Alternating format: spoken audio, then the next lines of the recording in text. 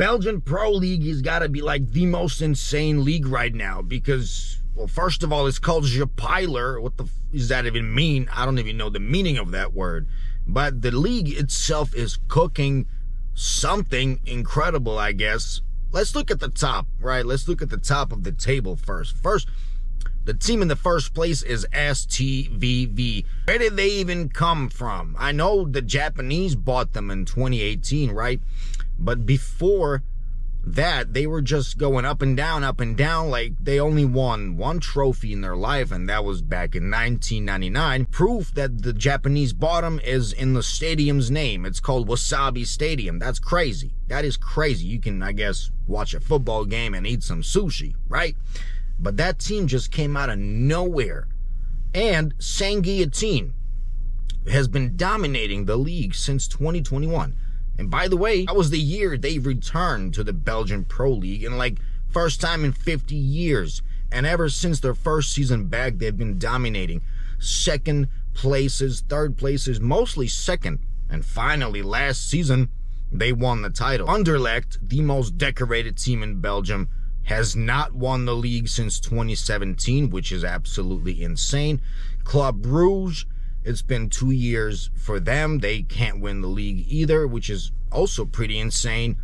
Antwerp won the league in 2023. Now they are in the relegation zone.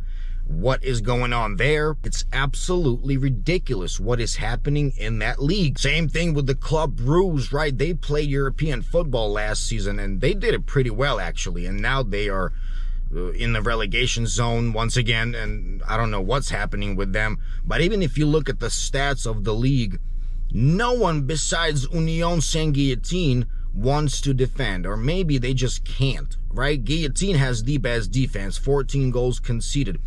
The first team in the table, STVV, St. Trudens, they got 29 goals conceded. That is more goals conceded than the 15th, almost last club in the table, Ralalala. I don't even know how to say their name. They conceded less goals, 28. And by the way, Ralalala, the 15th club in the league, has the second best defense in the league. What is happening in Belgium? Are they going through a transformation period? Because this is mind-boggling. So to make my point even clearer, right? The STVV, the club in the first place right now, I'm going to say it again, they were almost relegated last season, right? I'm going to show you the screenshot. You can see it for yourself. Now, this season, they have one of the cheapest squads in the entire league. How are they doing this?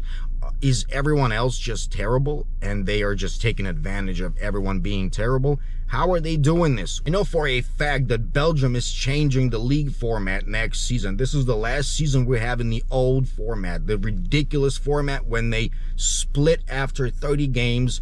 Whatever points you got, they get cut in half. And then they play like 40 games per season, and then there's multiple playoff games.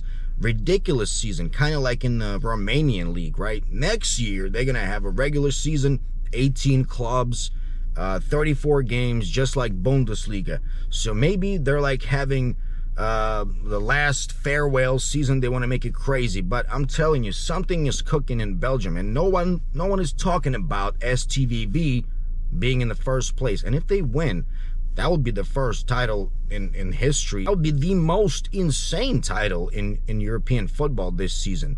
And Belgium is in the top 10 UEFA leagues right now somehow, and it will make the news for sure. So watch this team. Like, if you like to bet on sports, right, on football games, don't bet on the Belgian league, right? Because it's insane. It's absolutely unpredictable who's going to win, who's going to whatever, man.